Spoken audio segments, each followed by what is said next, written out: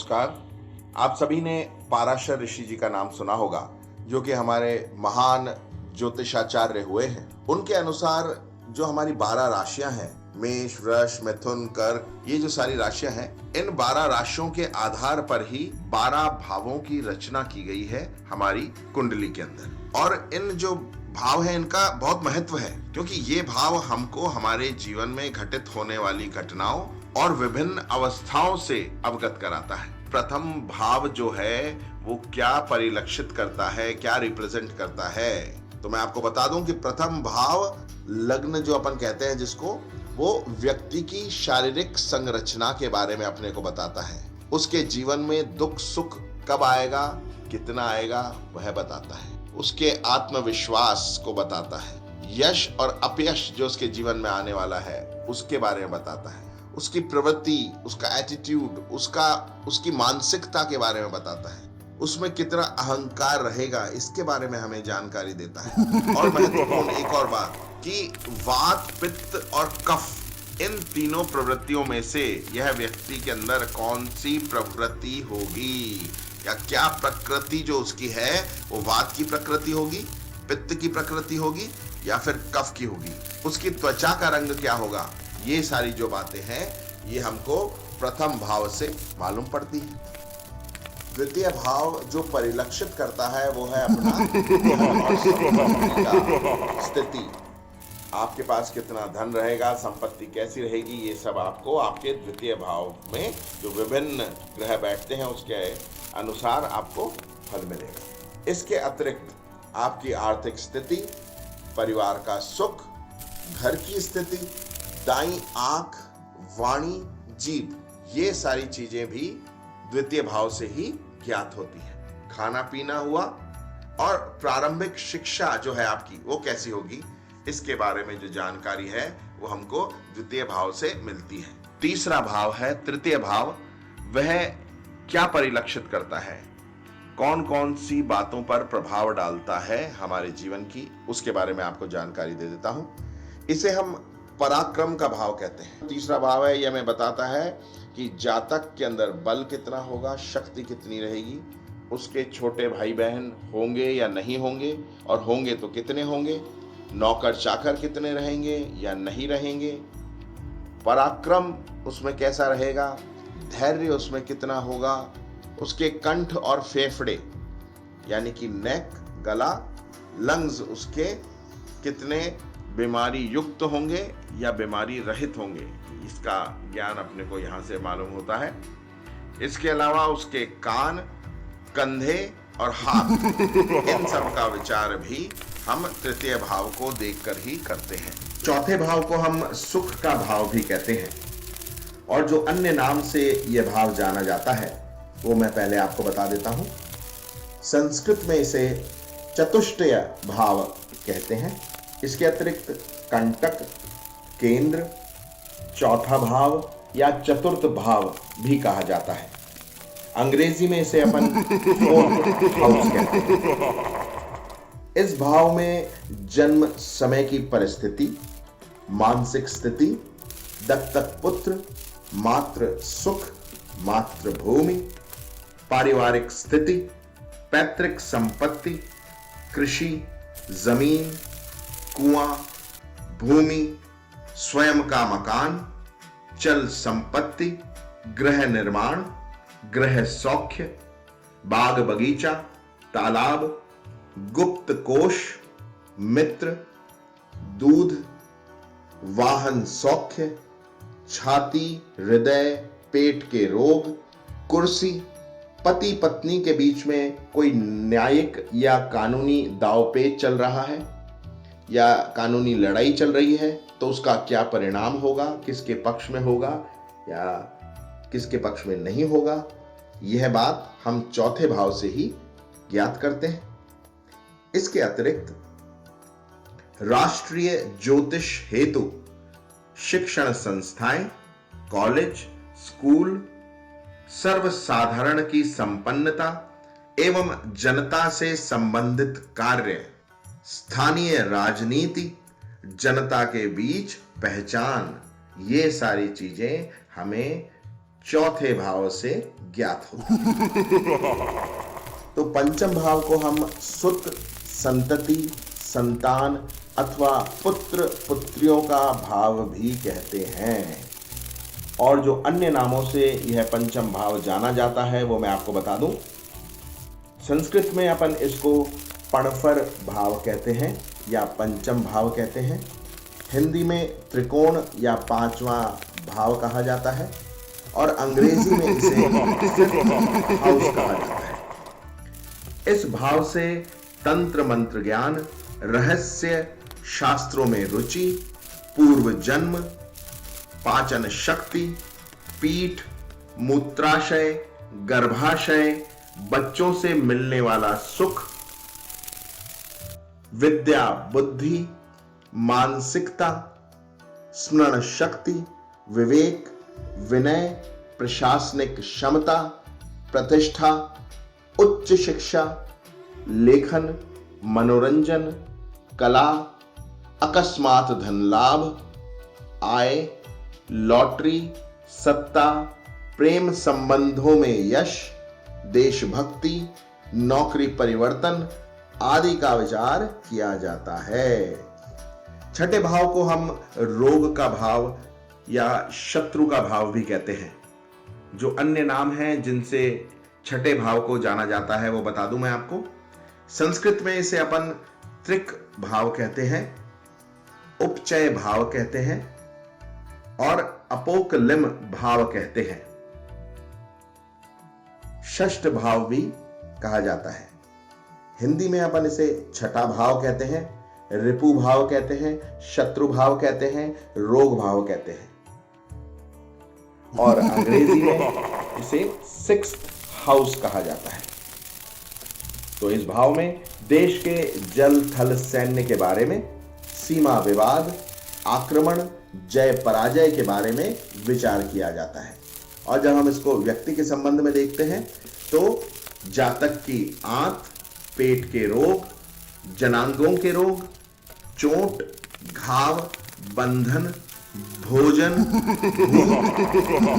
विष प्रयोग, ऋण, क्रूर कर्म, शत्रु, विघ्न बाधा, भय, तनाव, कलह, मुकदमे, वाद विवाद, कोर्ट से संबंधित कार्य, अपयश, असफलता, विश्वासघात, मामा मौसी, चाचा चाची, नौकर चाकर, पालतू जानवर का सुख आदि का विचार इस भाव से किया जाता है।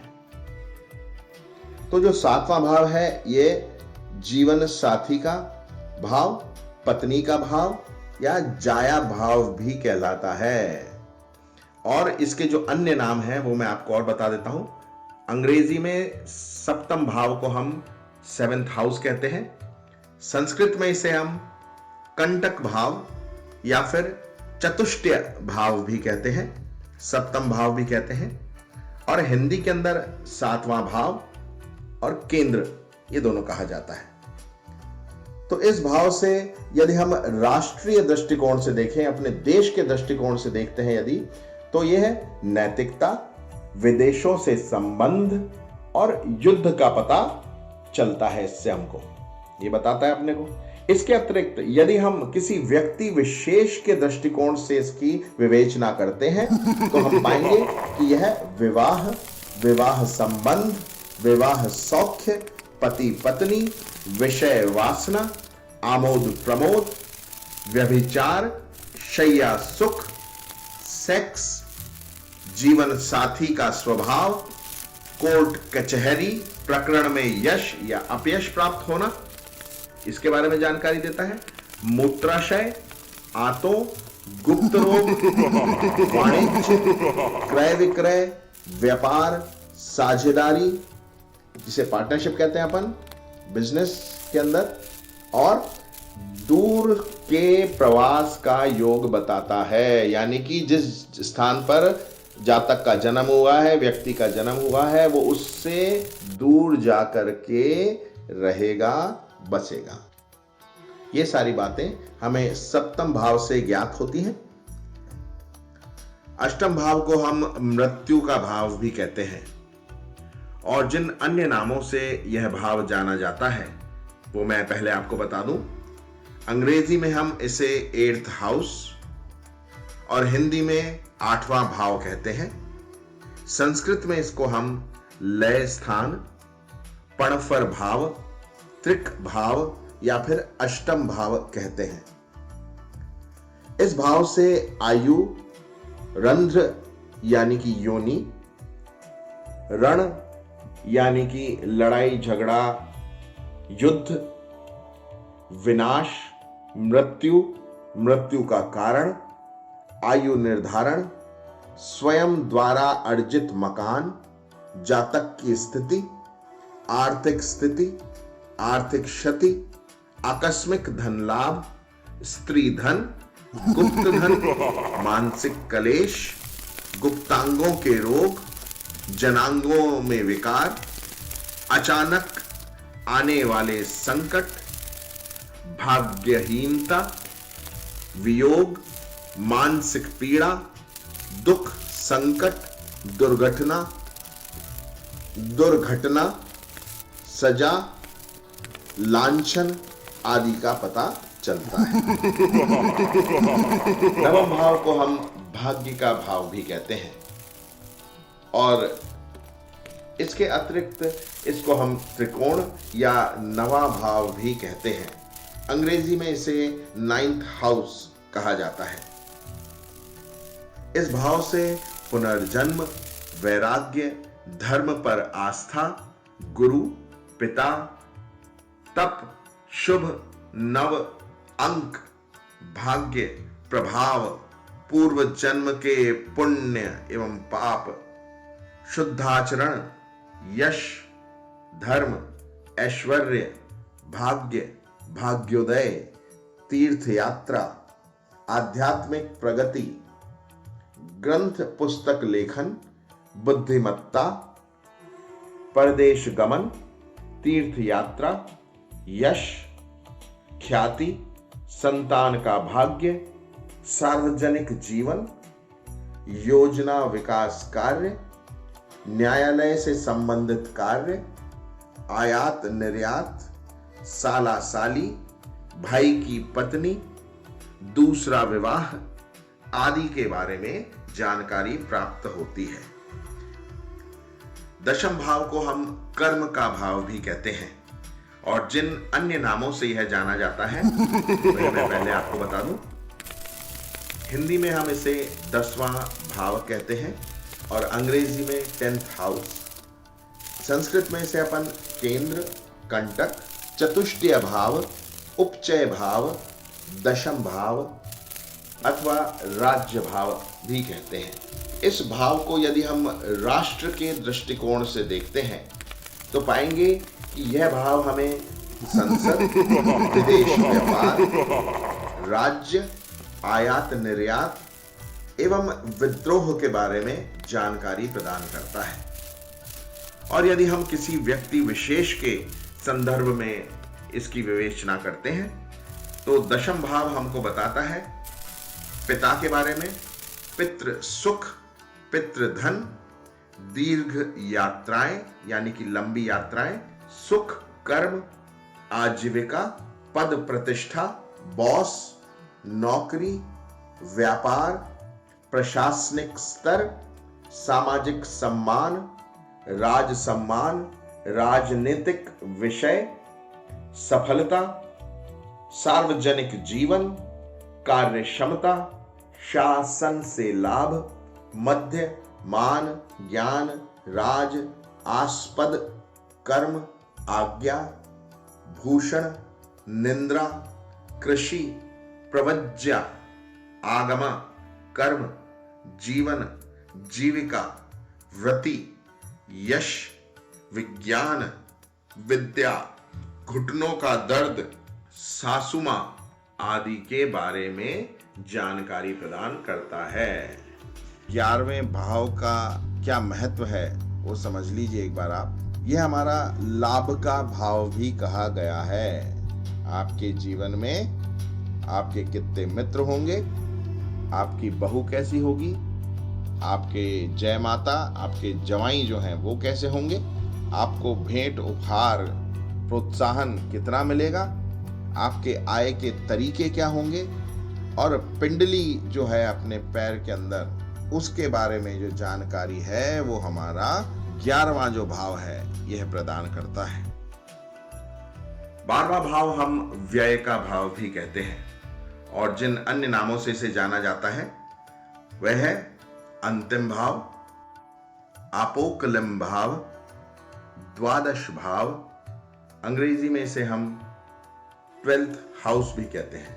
इस भाव से हम धन, व्यय, हानि, नुकसान, ऋण, दुर्भाग्य, दंड, गुप्त शत्रु, षड्यंत्र, मानसिक कलेश, दैवी आपत्तियां, दुर्घटनाएं, मृत्यु के उपरांत की स्थिति, कुटुंब में तनाव, जेल, मुकदमेबाजी, बदनामी, भोग विलास, त्याग, संतान, अनैतिक आचरण, व्यसन, गुप्त शत्रु, शैया सुख, राजकीय संकट, राजकीय दंड, आत्महत्या, जेल यात्रा, परदेश गमन, विदेश यात्रा, लंबा सफर, दुर्गति,